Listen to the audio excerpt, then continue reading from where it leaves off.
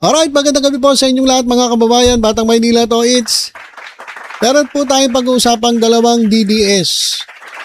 Yung isang DDS po, matigas at makapal na mukha. Yung pangalawang DDS, yung masahol pa sa hayop. So ganun po yung mga ugali ng mga DDS eh.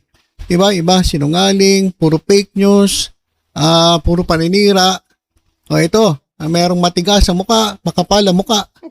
Merong mahasahol pa sa hayop ang pag-uugali. At sinasabi mahal niya ang bansa pero iba naman ang ginagawa. Iba ang sinasabi doon sa ginagawa. So, ano ba unahin natin? Unahin na natin yung makapal na mukha. Mas masarap pag-usapan to eh. Ang kapal na mukha mga kababayan eh. Ito mga kababayan, may papakita ko sa inyo na request. Ito mga kababayan. Meron pong request kay Senate President Honorable Vicente C. Soto III. Meron pong nag-request. Ito mga kababayan.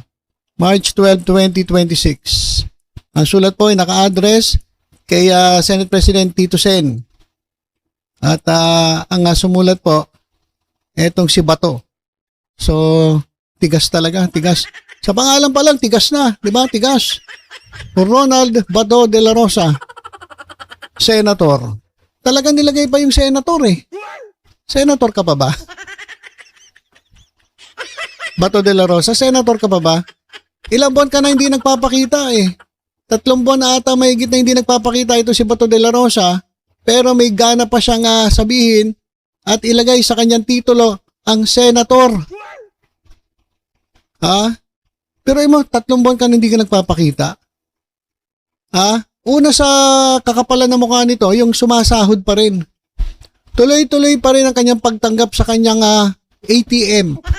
Grabe mga kababayan Yung ATM niya, pinapasukan lang ng sweldo, mga kababayan, yung kanyang ATM. Pero siya hindi nagpapakita dyan sa Senado.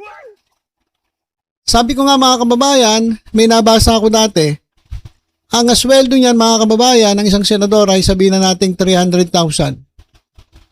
More or less, 300,000. Pero ang malaki mga kababayan ay yung kanyang allowance. Ang allowance ng isang senador sa isang buwan ay umaabot ng milyon. So, more or less, sumasahod ang isang senador kada buwan ng mga 1.2 hanggang 1.5 million pesos. Kasama po ang basic salary, pati po yung mga allowances. So, ganun po kalaki ang pumapasok kay Bato de la Rosa buwan-buwan. Kahit hindi siya nagtatrabaho.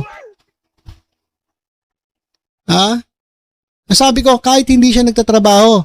Hindi ko sinabing kahit hindi siya napasok. Kasi meron din sa Senado na napasok, hindi naman nagtatrabaho. Meron po doon talagang pasok ng pasok pero hindi naman nagtatrabaho. Ito talaga, hindi pumapasok, hindi nagpapakita, hindi nag-a-attendance, hindi nagba-biometrics, walang time card, hindi nagpapakita doon pero ito po ay sumasahod. Mahigit 3 buwan na ata eh. So, ang tibay talaga nito. Matibay, matigas. Bagay na bagay yung pangalan niyang Bato. Matigas ang magmumuka. Talagang yung senator talagang hindi niya pa rin tinatanggal. Kasi pag tinanggal mo, wala na sahod. So nakalagay pa rin Ronald Bato de la Rosa, senator. Okay. Sumulat siya kay Senate President Soto. Pinadaan niya ang kanyang sulat kay Mark Leandro Dong Mendoza, Senate Secretary. Sabi niya, greetings of peace and prosperity. May we request your good office to allow us to use the Senate Mansion on March 26 to 29, 2026. The mansion will be used solely to accommodate the undersigned's family during the CSAFP Cup 2026 in Baguio City. So ano ba to? Ano tong golf ba ito? O shooting? O golf? Okay. Tinigurado ka lang kasi mahilig din to sa sa target shooting. So itong CSAFP Cup 2026, ito po ay golf tournament. Gaganapin po sa Baguio. So sabi niya, Senate President, baka pwede naman. Total, ako naman ay senator. Baka pwede naman po. Gamitin namin yung Senate Mansion dyan po sa Baguio. Dyan lang po mag-i-stay yung aking pamilya. Sa habang ginaganap po itong CSAFP Cup 2026 sa Baguio. Malamang kasali siya. Hindi naman na pwedeng patitirahin niya yung kanyang mag-anak dyan. Tapos, spectator lang sila. Hindi, siguro kasali siya. Mag-golf, sasali siya sa golf tournament. So, for questions and concerns regarding this request, you may contact Miss Sara Comandante through her mobile number, ganyan, or via email. We are hoping for your positive response to this request. Respectfully, Ronald Bato de la Rosa, Senator. Ayan, talagang hindi niya kinakalimutan yung Senator. Bigat na ito. Antibay mo, ang bigat mo. Yan po nga request ni Senator Bato de la Rosa ay hindi po binigay. Denied po yung request. Hindi po pumayag ang Senate President. Bakit? Kasi po, yung Senate Mansion na yan, ay ginagawa po pala. So, hindi po available yung Senate Mansion. Pero pwede ka naman magbayad ng ibang hotel dyan eh. Laki-laki yung sahod mo, buwan-buwan, pati allowance mo. Tapos, gusto mo gamitin yung Senate Mansion para sa pamilya mo. Baka pala mukha nito ibang klase. Hindi na pumapasok. Hindi na nagpapakita. Tuloy-tuloy ang sweldo. Tapos ngayon, gusto pang gamitin yung Senate Mansion para sa pamilya. Kaya sabi ni Llamas, tigas talaga ng mukha ni Bato, Ang tigas talaga ng mukha ni Bato. Gusto ba namang gawing Airbnb ang Senate Baguio Mansion para sa family niya? Wow! Grabe naman talaga yan. Ang kapal ng face. Look at this face. Ang kapal. Grabe mga kababayan. Kapal ang pagbumukha naman ito. Biruin nyo mga kababayan. Nagparamdam etong si Bato de la Rosa. Yan, nagparamdam. Sa halip na pumasok sa Senado, nagkaroon pa ng lakas ng loob na mag-request kay Senate President Tito Soto, gagamitin daw nila yung Senate Mansion para para magstay yung kanyang pamilya habang siya naman ay maglalaro ng golf. Anak ng teteng. So, mas gusto pa niya na mag-golf kaysa pumasok. Golf gusto, pasok ayaw. Ang kapal naman ang pagmumukha nito. Magpapakita siya. Talagang nagparamdam siya. Alam naman natin, papasok na. Yung pala, mag-golf. Anak ng teteng Bato de la Rosa. Tapos gagamitin mo yung Senate Mansion. Sabi nga, gagawin mong Airbnb. Anak ng toko, ang kapal ng pagbumukha na ito. Ayon sa ulat, nakakuha ng kopya ang abante ng liham. Ito nga yung kopya ng liham, mga kababayan. Yan po yung kopya ng liham. Sabi ng ating kababayan, parang umabsent sa school lang matagal, tapos nag-request na maisama sa honor list. Kabala mo ka, Ang tagal mo absent. Tapos meron ka pang lakas ng loob para mag-request na gagamitin mo yung mansion. Gagawin yung Airbnb ng pamilya mo. Anak ng teteng yan. Ibang klase. Sabi nga dito, demanding yarn. Wow astig si Bato. Wow naman, sarap ng buhay samantala lahat ng iniisip ay paano makakapag-conserve lahat ay nag-iisip kung paano makakapag-conserve ng energy and finances ngayon. Tapos itong si Bato de la Rosa, gusto pang gamitin yung gagawing Airbnb, yung Senate Mansion. Nagtitipid ka ang gobyerno. Tapos, gusto mo pagbigyan ka, gagamitin mo yung resources ng gobyerno para sa pansarili mong kapakanan, para sa pamilya mo. But wala ka na bang pera? Imposible naman yung wala kang pera, wala ka nang pambayad sa mga hotel dyan. Meron kang pambayad. Ano kaya naisip nito? Anak ng teteng. Kasi nga,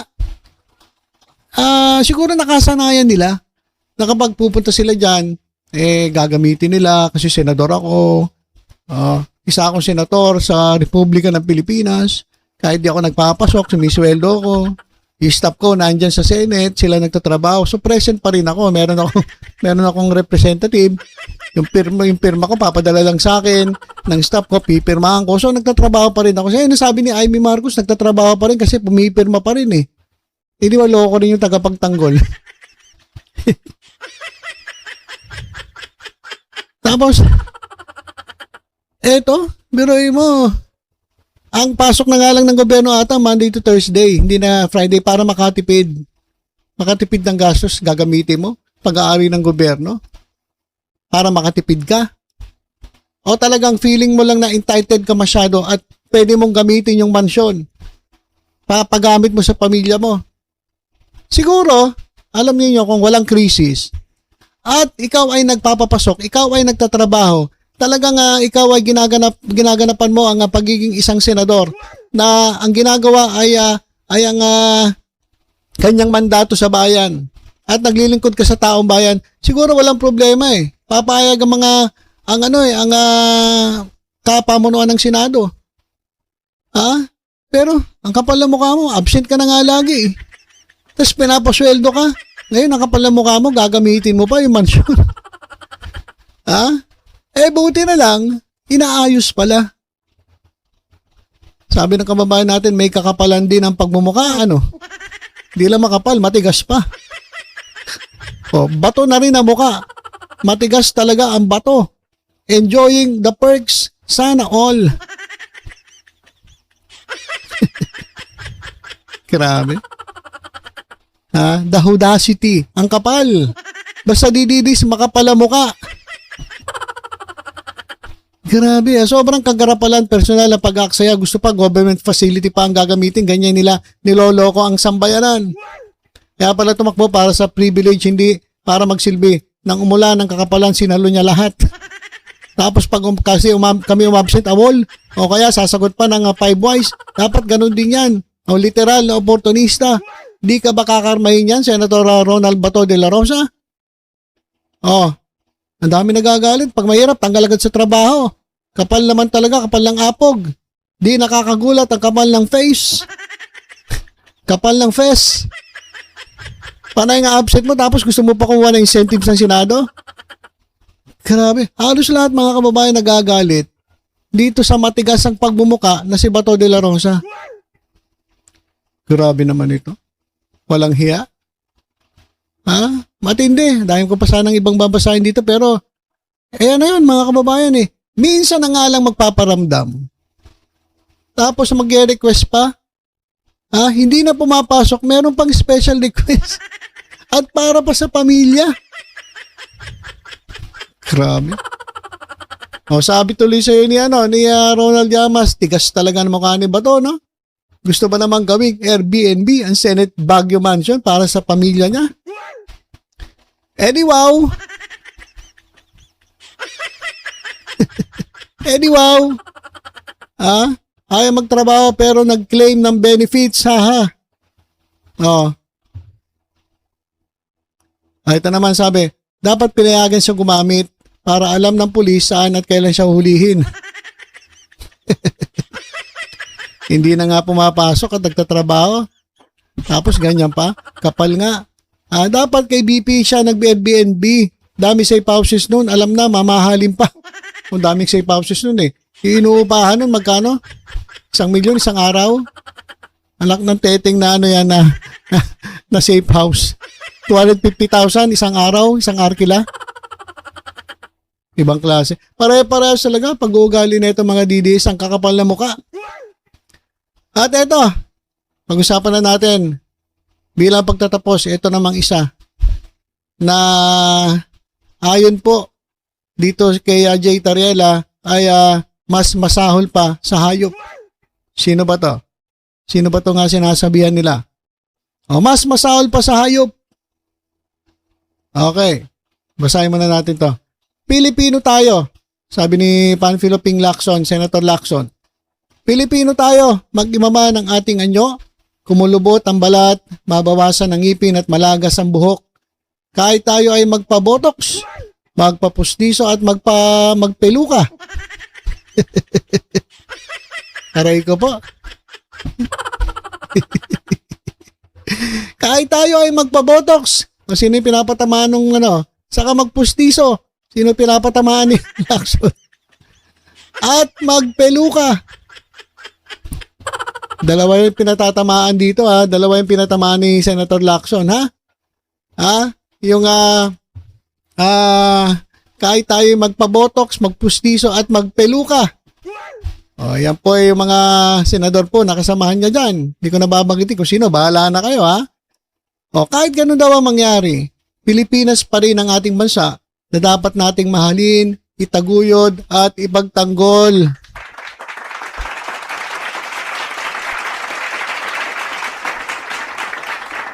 Yan po ang sabi ni Senator Ping Lacson. Kahit anong mangyari sa atin, tumanda tayo, kumulubot ang balat natin, malagas ang mga ngipin natin. Siyempre pag nalagas, tayo magpapapustiso. Kapag yung kumulubot yung balat natin, tayo magpapabotox. At kung nakakalbo tayo, malalagas yung buhok natin, pwede naman tayo bumili ng wig o peluka. Kahit ganun po ang ating anyo, Pilipinas pa rin po ang ating bansa na dapat nating mahalin, itaguyod, at ipagtanggol. Sabi ni Jay Tariela, best friend ni Marcoleta. Pinabigyan ko tuloy ng clue kung sino yung isa sa pinapatamaan dito ni Senator Lacson. Pero dalawa to, alam niya na siguro kung sino yung nagpa-botox at nagpa-pustiso. Alam niyo na siguro kung sino yan. Sabi ni Jay Tariela, I agree, Senator Ping Lacson, sir.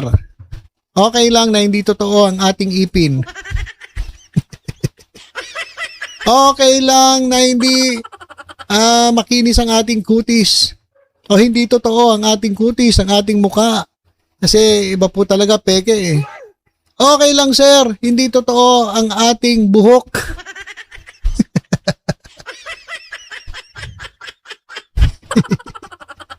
Ang mahalaga sir, ay tinitindigan ang laban sa West Philippine Sea. Subalit kung ikaw ay Pilipino, kung nasa publiko man o pribado, at pinalalabo mo ang usapin sa WPS at pinagdududahan mo ang ating legal na batayan, ay mas masahol ka pa sa hayop. Aray, grabe. Grabe naman yun. Ang sakit naman nun. Grabe yung sinabi ni Jay Tariela Subalit, kung ikaw ay Pilipino, o kahit na hindi totoo yung ipin mo, hindi totoo yung kutis mo, nagpa-botox ka, nagpa-facial wash ka, at nagpasukat ka ng wig o peluka, hindi po mahalaga yan. Ang mahalaga, titindigan natin ang laban sa West Philippine Sea. Pero kung ikaw mismo, Pilipino, ay pinalalabo mo ang usapin sa West Philippine Sea. Mas kinakampihan mo ang claim ng ibang bansa kaysa doon sa claim ng Pilipinas. Pinagdududahan mo. Binabaluktot mo pa nga eh. Hindi lang pinagdududahan eh. Binabaluktot mo ang ating legal na batayan para mapatunayan na atin ang West Philippine Sea. Kung ikaw mismo Pilipino, pero doon ka kumakampi, doon sa umaangkin sa ating pag-aari, mas masahol ka pa sa hayop. Kaya pala mukhang nakikita mo yung mga picture? Guys, nakikita niyo ba yung mga picture? Yung bulldog, nakita niyo na ba yung bulldog? Kaya siguro nasabi ni Tariela, masahol ka pa sa hayop. Mukha kang bulldog. Grabe tong dalawa na ito. So, Ayan, meron mga DDS na makapal ang mukha, matigas ang mukha, at meron ding DDS na na masahol pa sa hayop. Na kine-question sa mapa ng Pilipinas. At ang umano'y pagpupumilit na i-discredit ang National Mapping and Resource Information Authority ng MRIA hinggil sa Kalayaan Islands Group. Alam niyo na kung sino yan. Masahol pa sa hayop. Kamukha kasi ng hayop.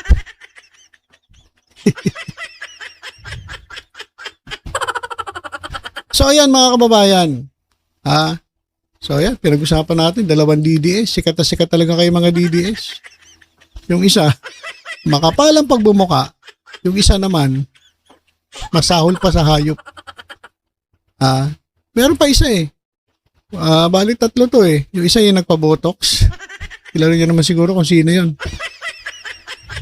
Kinakampihan pa yung umaangkin sa ating teritoryo. Imbis na ipaglaban ang ating karapatan, siya pa yung nagbabaluktot. At mas kinakampihan yung claim nung umaangkin. Grabe. Kaya sabi ni Tariela, masahol pa sa hayop. Yung isa naman, ang kapal ng mukha, ang tigas ng pagbumuka. Hindi na nagpapapasok. Sumisweldo. Tapos yung kanyang gusto pa talaga ng mga kunin yung incentive. Kapal na mukha mo. Hindi ka na mapasok, sumisweldo ka. Tapos gagamitin mo pa yung insentibo. Yung pribileyo. Pribileyo yun eh. Pribileyo sa mga senador. Pero sana hindi makapal ang mukha ninyo. Siguro pwede gumamit niyan nung Senate Mansion dyan sa Baguio. Siguro pwede gumamit yung talaga nagtatrabaho sa Senado. Pero kung absent ka na ng absent, pinapasweldo ka, nagtatago ka, tapos magpaparamdam ka, mag-request ka sa Senado, pamilya mo patitirahin mo, tapos maglalaro ka lang, hindi ka papasok, ang kapal talaga na mukha mo. Di ba? Sobrang kapal na ng mukha mo. Ang tigas na, ang tibay mo. Grabe. Ang tibay. Hindi ko kinakaya. Gagawin pang Airbnb yung Senate Mansion. Kapal na mukha, walang iya. Ibang klase. So yan po ang mga pag-uugali ng DDS. Okay pa ba kayo mga DDS? Okay pa kayo? Ganyan yung mga idol ninyo. Sige pa, pagtanggol nyo pa. Hindi pa kayo nagigising, bahala kayo sa buhay ninyo. Basta kami, tatayo kami sa tama. Kaya pakiusap ko sa inyo, sana naman mag-isip-isip kayo. Niloloko na kayo harap-harapan. Pero talagang todo palakpak pa rin kayo sa mga kasamahan nyo dyan sa sa inyong grupo ng DDS. DDLIS. Ibang klase talaga. Okay, so ilan po muna mga kababayan, tutok-tutok lang po dito sa Batang Maynila Toid. Sa iba pang updates, ingat po tayong lahat. God bless po.